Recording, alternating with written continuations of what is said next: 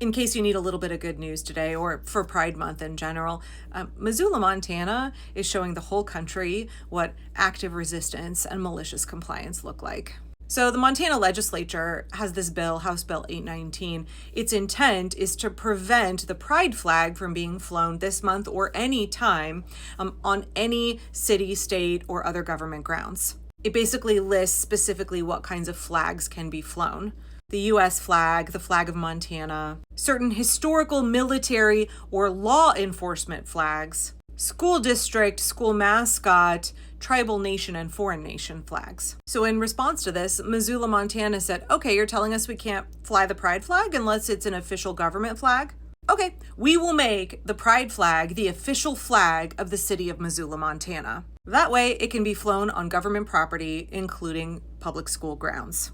But it's even better than that, y'all, because it's not just that because they made it Missoula's city flag that they can fly it at Missoula City schools or on Missoula City property. Because of the way that this bill is worded, Missoula's adoption of the pride flag allows that flag to be displayed in government buildings all across Montana.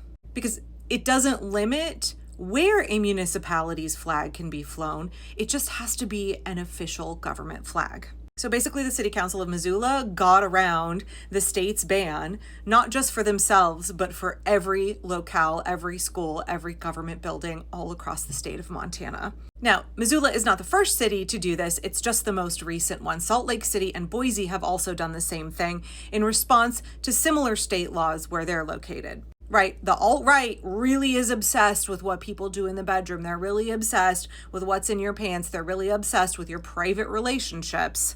And they want to suppress everything other than a very heteronormative narrative. Not just heteronormative, but a very specific kind of heteronormativity. Submissive women marrying young to one man. Where, according to some of the authors of Project 2025, they want the man to vote on behalf of himself and his wife, one vote for each household. And they also want to make it as difficult as possible to divorce. And they also want to criminalize normal adult behaviors, consuming of adult materials, adults engaging in consensual activities. Right, they want to suppress anything that's not the Christo-fascist, heteronormative, submissive, wifely, monogamous relationship. They're like real freaked out by the pride flag, so they want to ban it everywhere. Which is weird, because didn't they used to be the party of Don't Tread on Me? Where are all y'all libertarians? How do you like all these bans that they're rolling out? What about self-governance? Anyway, Republican legislatures all over the country. By the way, this is why it's so important that you vote.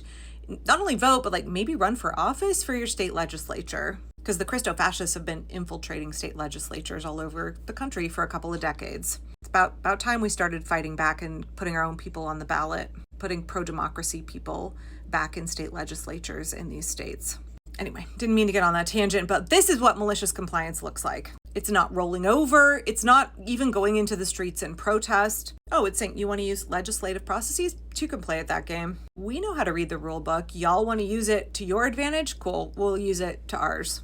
I honestly wish Democrats in the House and the Senate on a federal level would learn to play this game. And I also want to make it really clear here that what you're seeing from the Missoula City Council is representative democracy. The reason that the city council made this move is because they received a flood of emails from parents, students, and other folks around Missoula who were concerned about the pride flags being removed from classrooms. The pride flag symbol's inclusion, says Council member Jennifer Savage, when a public school teacher flies it in their classroom, it says to the student that has already come out that they are welcome. It symbolizes to the student who may just be coming to understand their sexual or gender identity that the classroom is a safe space. It also symbolizes to other students that hate will not be tolerated there. And when the pride flag disappears from classrooms at the stroke of a pen, students, teachers, and allies all feel a little bit less seen. So City Council listened to their constituents, but even more than that, they said that the school district itself could have made it in the official school district flag, the pride flag, but that the City Council felt that it was more important for it to be a whole community-wide effort. Dozens of people spoke in favor of the measure, and several teachers emphasized the importance of displaying the pride flag in their classrooms.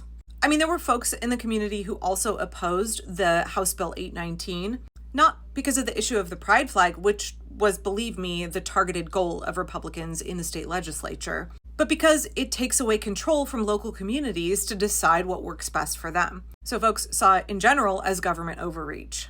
But also members of the city council said that the state legislature was picking sides by targeting specific groups in the passing of the bill. They carved out these exceptions for flags that you could fly that were not the federal, state, or city flag. For example, law enforcement flags, military flags. And it was clear that this was a move by the state legislature to get pride flags off of government property, but especially out of the classroom. So this is just a huge win for the students. It's a huge win for representative democracy, for acceptance, for inclusion, and also just a great demonstration of what malicious compliance looks like, a great demonstration of how you use the tools of the system to fight back against oppression. Anyway, I'm super proud of Missoula City Council, and also Boise and Salt Lake City, who did this first. If you live in a place where your state legislature is similarly trying to enact, repressive ordinances, laws like this, I hope that you think about how you can use the existing system in order to combat what they're doing, to just work around it. Because often the most effective resistance is saying, okay, fine, we'll beat you at your own game. You thought that was going to work? Bless your heart. Nice try. But actually, we're going to do this. And we're going to make sure that everybody who lives here feels safe and included. And we're going to make sure that democracy continues to function.